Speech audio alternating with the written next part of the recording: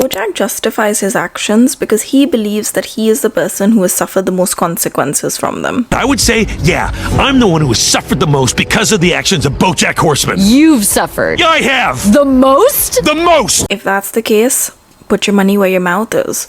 Let's study Season 4, Episode 6, titled Stupid Piece of Shit. This episode studies an average day in BoJack's life, and I think it gives us the opportunity to see what his inner monologue actually is like. Idiot. Stupid animal. Oof. I think self-proclaimed martyrs with victim narratives, heavy victim narratives, have this idea in their head that they cause themselves to suffer the most, and because they suffer the most, therefore nothing else matters. They're constantly suffering, therefore if you make them suffer, then you're the terrible person. Because they do the bad stuff and they also dish out the execution. They dish out the punishment. They dish out the punishment as well. And it's the ultimate punishment because it's in their head and they technically can't escape it. I really want to test this out. How can you be victim, perpetrator, judge, jury, and executioner? Doesn't make sense. If you want to know where my head is at with this, have you ever been in a situation where someone has done something wrong to you, or someone you know or whatever, but someone has done something wrong, and when you go to have a dialogue with them, instead of having a constructive conversation, the conversation turns into, I feel bad anyways. I already feel bad. I know what I did. I know what's wrong. I know what to do next. I already feel bad. Why do you want to talk about it further? Why do you want to make it worse? But you haven't actually discussed the thing that needs to be discussed. But that person's already suffering. And it's like, so your suffering takes like a back seat in that situation. You're a real stupid piece of shit. But I know I'm a piece of shit. That at least makes me better than all the pieces of shit who don't know they're pieces of shit. BoJack starts his day by waking up and insulting himself. He wakes up and he says, you're stupid, you're this, you're whatever. He calls himself awful things the moment he wakes up, the moment he opens his eyes. But in the same breath he insults himself, he also compliments himself. He says, I am terrible, but at least I know I'm terrible. And because I know I'm terrible, I'm better than the people who are terrible and don't know they're terrible. So therefore, even if we're talking about the worst of the worst, I'm still better than the worst. The superiority complex goes hand in hand with a lack of accountability, because everything is everyone else.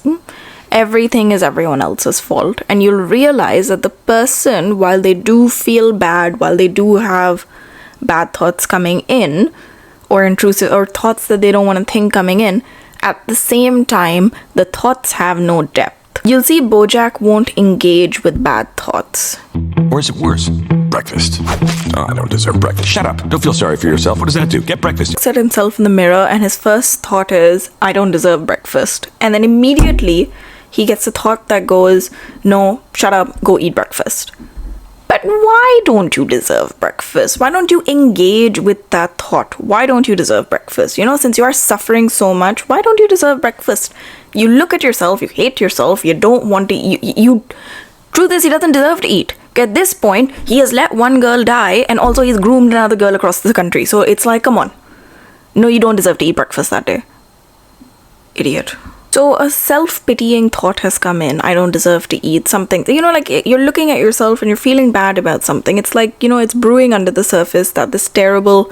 We all know. We know what's brewing under the surface if you followed along the story. And if you haven't followed along the story, at this point, BoJack has done terrible, terrible things. You can see BoJack is not engaging with the thoughts he needs to engage with. He's not engaging with, why do I look at myself and think I don't deserve to eat? And as the episode goes on, there are many moments with BoJack where he will go, I should just swerve off the road. I should just do this. I should just end it all. What are you talking about right now? Probably you and what a dumb piece of trash you are. You should do the world a favor and swerve into oncoming traffic. No, you don't deserve to die young. So he's having these really intense thoughts. But it doesn't come with the following thought that you need. It doesn't come with, a why, he will get a thought and he will just wash over it. These are cookies. This is not breakfast. You are eating cookies. Stop it. Stop eating cookies and go make yourself breakfast. Stop it. Don't eat one more cookie. Put that cookie down. Do not eat that cookie.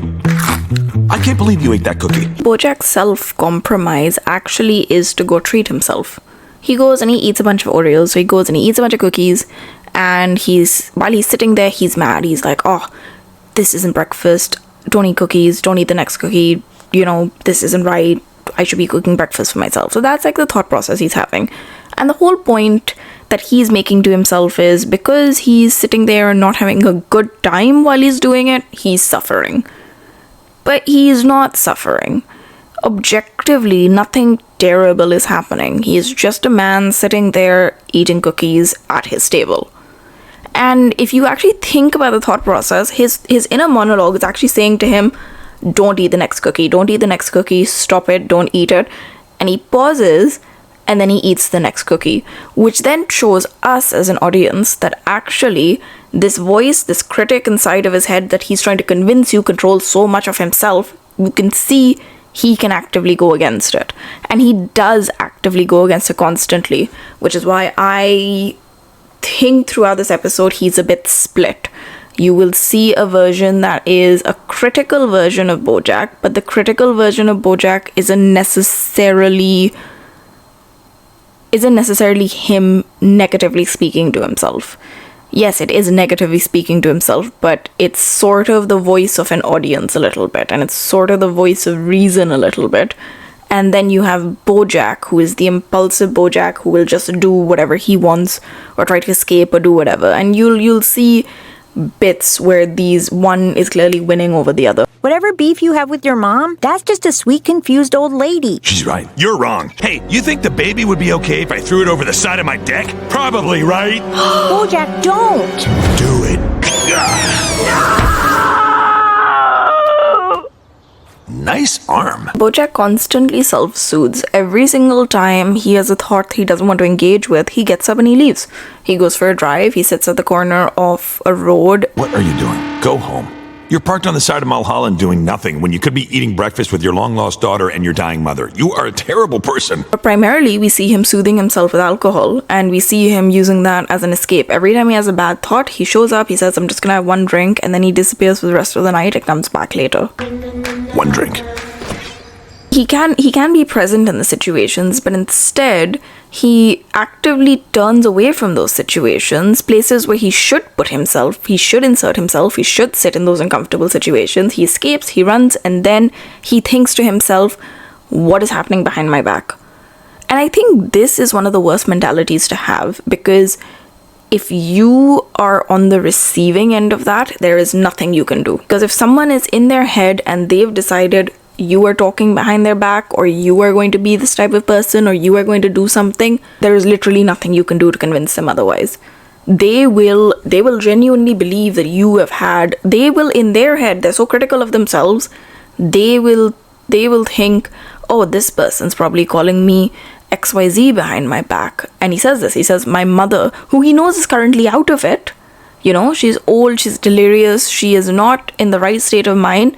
He even he says, oh, she is going to fill Hollyhock's head with poison. She is poison. She is going to ruin our relationship. He's decided that. He's already decided the scapegoat for that he's out of the house, and that's what his mother is doing. But if you get the milk and leave Hollyhock here with Mom, then she can tell her things about you. Poison your own daughter against you. Is that what you want? Objectively, what's happening right now is that you're suffering because you're making stuff up. You are making stuff up. You're thinking the worst of people, you're thinking the worst of circumstances, and you're basically just saying, hey, yeah, everyone's thinking about me all the time, and everyone is talking about me all the time. I am the most important person on earth. Shut up. And he's standing at the end of the day at his own doorstep calling himself an idiot, saying, how I wasted the day, what happened, look what you did with this entire day. I don't feel bad for him because he was literally sitting there at the bar. He got into his car and he drove home recklessly. He drunk drove home. Why the hell would anyone care? He doesn't give a shit about anyone. Yes, call yourself a loser. You're an absolute loser. You're an idiot for standing at your own front doorstep, not just because of everything you did all day, but you're an idiot because you drove home drunk. And he drives home drunk multiple times in this episode. You gotta drive. Sober up, buddy. Here we go. Sober. Now, be less drunk. I think that's important because when he's driving the first time before, when he's sober and he's driving, he talks about, should I just swerve off the road? Should I just do this? And then he says, no, I'm not gonna do that. I don't deserve to die young. Or die young, whatever. Like, you know, like he says that. Also, like, just the act of swerving off the road. There are other people there. He's swerving on a main road. You know, he's not thinking about the other people around him.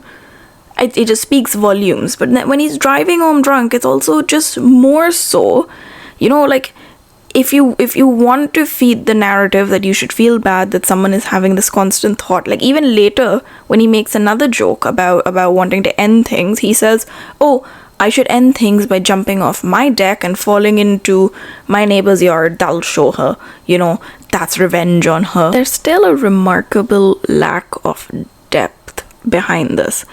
If you think about it, BoJack has cost people their lives.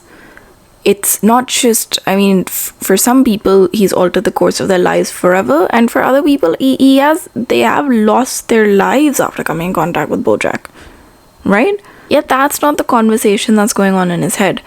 In fact, the conversation going on in his head is when he says, I destroy lives, the reason he justifies that he destroys lives, the reason he says I destroy people's lives, he says it's because people love me too much.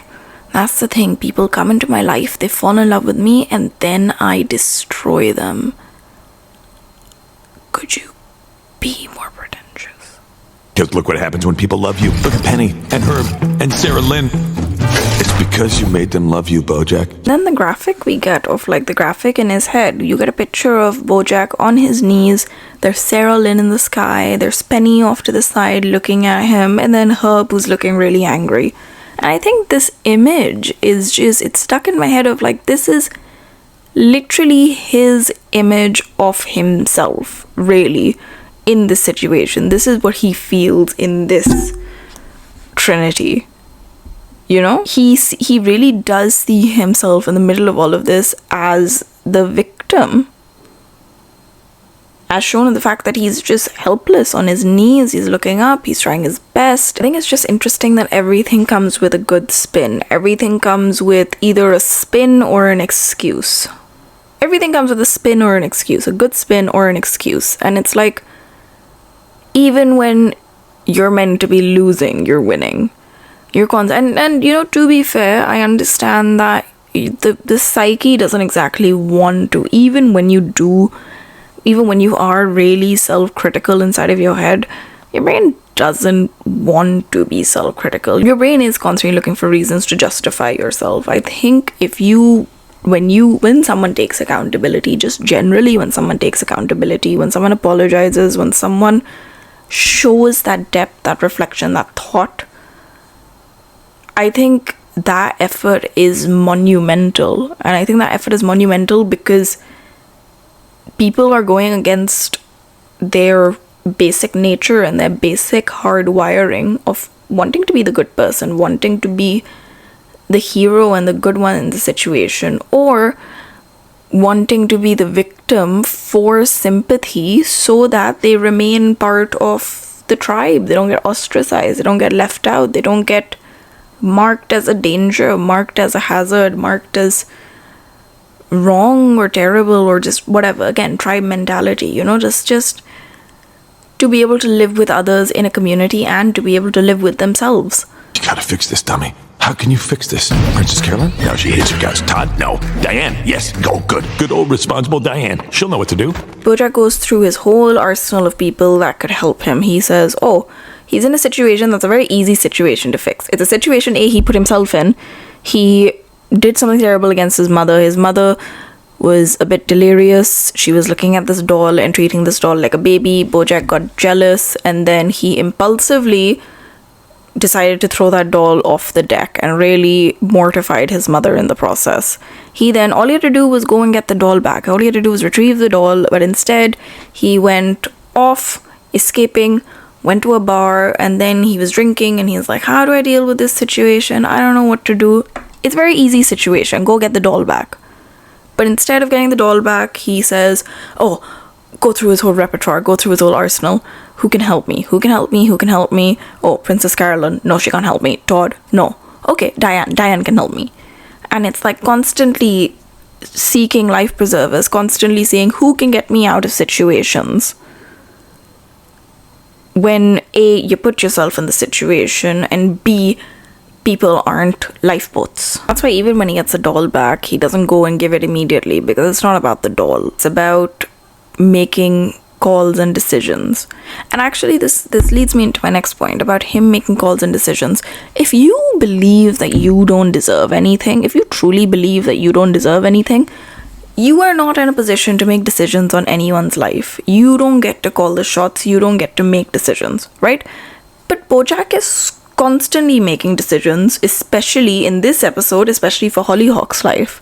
He gets to decide how much of a presence he is going to be in her life for her benefit. You screw up. You're making your daughter hate you, which is good. He basically takes this role on that, oh, I'm going to ruin her. I'm going to poison her. The poison is already inside of her. Drink first. No, you stupid alcoholic. Talk to your daughter. You're ruining her. You know that, right? No matter what, your poison is already in her. There's nothing you can do. Which is interesting, because earlier he said his mother is going to poison her by talking ill about him. And now he's like, no, wait, the poison is inside of her. The poison is inside of me. And this poison is really important, because him saying that it's poison that's inside just says, okay, it's inherently, there's something that is not my fault that exists inside of me and exists inside our genes and exists inside our family. And there is nothing anyone can do about it. So I'm kind of off the hook too, because I have the poison, and maybe the poison exists because my mother speaks poison into everything, and it's like, come on. He doesn't need to say it out loud. He doesn't need to say it out loud, but you can see it in the thought process. That's what he's thinking. Hollyhock has like 8 dads or 1,000 dads. I don't know how many dads she has. She has a lot of dads. She has that's the joke.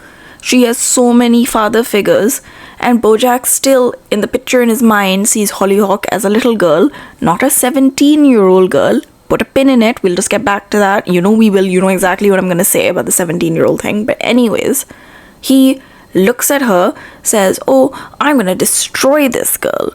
And it's like, she's grown up. She's not coming to you saying, I need a father.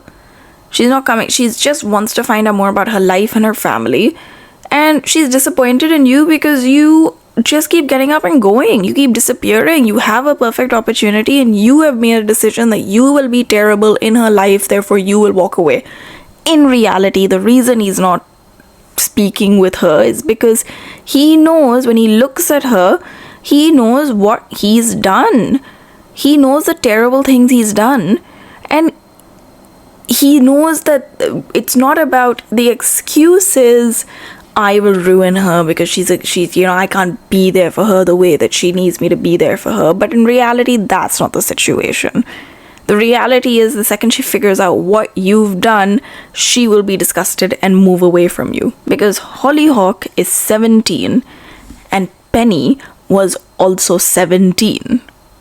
And I think this puts it into brilliant perspective about what BoJack did.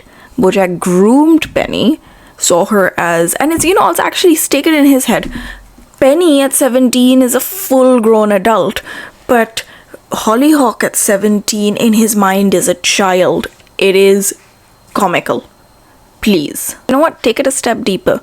When he starts getting super overwhelmed with the thoughts in his head, the thoughts in his head goes, oh, that's why Sarah Lynn died. Oh, that's why, will Charlotte ever forgive me? Will Charlotte ever forgive me? Yeah, firstly, Charlotte will never forgive you, but what about Penny? What about her? She's not even on your radar. And everywhere you go, you destroy people. Of course your mother never loved you. What do you expect? That's why Sarah Lynn died. That's why Charlotte will never forgive you. What are you going to do to Hollyhock? What are you going to do? Shut up! when you go back into this thought process of like, oh, well, BoJack has to think about this every day and he's so self-critical and he says terrible things to himself all the time and he's got negative self-talk and he's having all of these thoughts and things. It's like, but he's not really having the thoughts he's not really haunted by what he's done. He's not haunted by what he's done. He's haunted by people finding out, or maybe the consequences of his actions are not. He's not haunted by what he did. He's not haunted by. At no point is he saying, "I did a terrible thing to this girl Penny. I did this terrible thing to Sarah Lynn. I was a terrible friend to Herb." These aren't the discussions he's having in his head. He's not thinking about what actually happened. Instead, it's just everything I touch turns bad. But no, why? Why does everything, there's no why, there's no how can I fix it? How can I be better? There's no how can I be better the next day. It's like this, again, he's dished out the punishment. The punishment is that I'm just gonna say, I'm dumb, I'm stupid, I'm terrible, I'm just really bad. Oh god, I'm just really awful, aren't I? Ooh.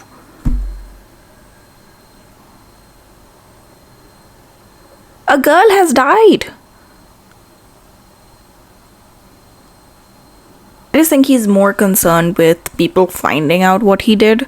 Keep in mind, this is season 4 at this point. We don't find out about what he, that at this point we don't know that he actually waited 17 minutes for Sarah Lynn. We don't know. We don't to get her help and made himself an alibi and all of that. We're not going to find out that for 2 more seasons later.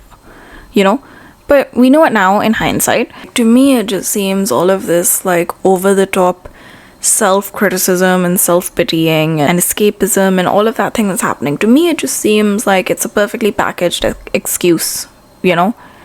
It's an excuse to not be better. It's an excuse not to make an effort or change or do anything. It literally is the perfect excuse for him to just do whatever he wants with his time and whatever he wants with his day.